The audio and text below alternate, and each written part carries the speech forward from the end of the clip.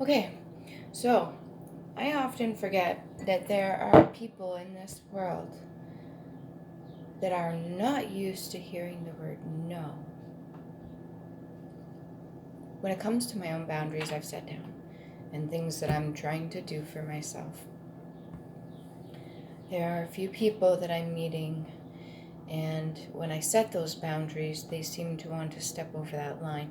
You can just envision yourself with your pointed toe just drawing a line in the sand. You're like, don't cross that.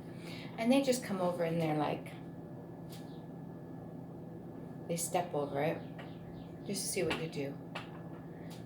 And you're like, no, this is a reminder. Please don't do that. I put my boundary down. I really don't want to have to pull my energy away from another individual, but if I will, if I have to, I will.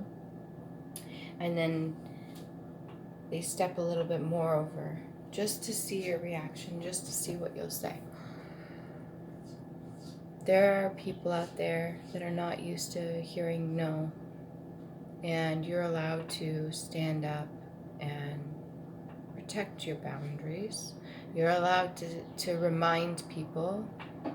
If you're nice, you can remind them in a nice way. But you're also allowed to cut people off if they do not respect your boundaries, especially if you voice them. So,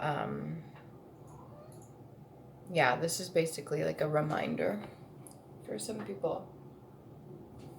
Yes. If I set my boundaries down and you want to put your foot across that line just to see my reaction, be careful. Because it may not turn out the way you expect it to, and you may not get the reaction you're expecting from me.